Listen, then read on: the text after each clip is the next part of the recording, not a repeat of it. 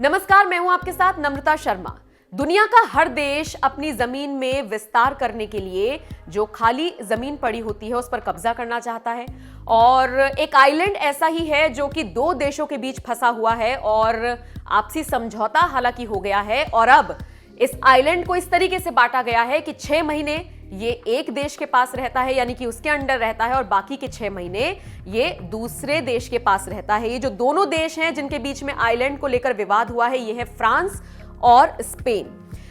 ये जो आइलैंड है बेहद खूबसूरत है और इस आइलैंड को लेकर ही दोनों देशों के बीच काफी ज्यादा झगड़ा हुआ, तनाव की स्थिति हुई और बाद में ये डिसाइड किया गया कि ये जो फेंसेंस नाम का आइलैंड है इसको 6-6 महीने के लिए दोनों देश अपने पास रखेंगे। बाकायदा एक संधि पर हस्ताक्षर हुए हैं, एक साइन किया गया है, एक समझौता हुआ है और इसके तहत 6-6 महीने के लिए ये दोनों देश इस आइलैंड को अपने पास रखते हैं। दरअसल ये आइलैंड बहुत खास है, बहुत खास भी है और इसमें बहुत सारी ऐसी एक्टिविटीज होती हैं जो टूरिस्ट को खासा अट्रैक्ट कर सकती हैं। और टूरिज्म को बढ़ावा तो हर कोई देश देना चाहता है, अपने यहाँ पर ज्यादा से ज्यादा टूरिस्ट को बुलाना चाहता है ताकि उसकी आर्थिक नीति और उसकी आर्थिक हालत मजबूत हो सके। यही वजह है कि इस आइलैंड को लेकर दोनों देशों में तनातनी थी।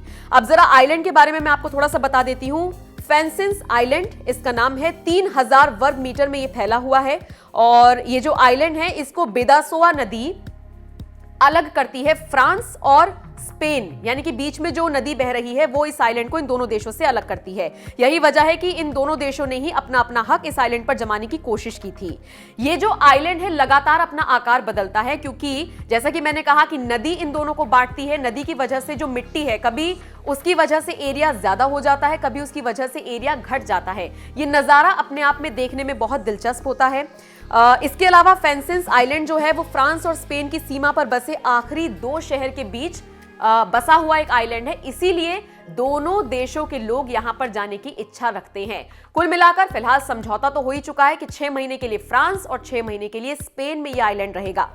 तो इसके अलावा यह भी आपको बता दें, न्यूट्रल टेरिटरी इस आइलैंड को कहा जाता है और भी बहुत सारी दिलचस्प खूबियां इस आइलैंड में हैं जो इसको सबसे ज्यादा स्पेशल बनाती हैं। और अगर जब भी फ्रांस की बात की जाती है, लोग फ्रांस में घूमने के लिए जाते हैं तो कोशिश करते हैं कि वो उन्हीं 6 महीने के दरमियान जाएं जिस वक्त ये आइलैंड फ्रांस के अंतर्गत आता हो। और जो लोग स्पेन जाने की सोचते हैं वो भी इस आइलैंड में, मतलब समझ सकते हैं इतना ज्यादा इंटरेस्ट है लोगों में इस आइलैंड को देखने का। आप बताइए ये खबर और जिस तरीके से फ्रांस और स्पेन ने फैसला लिया है इसको लेकर आप क्या सोचते हैं, आपकी क्या राय है, कमेंट करके हमें जरूर बताएं।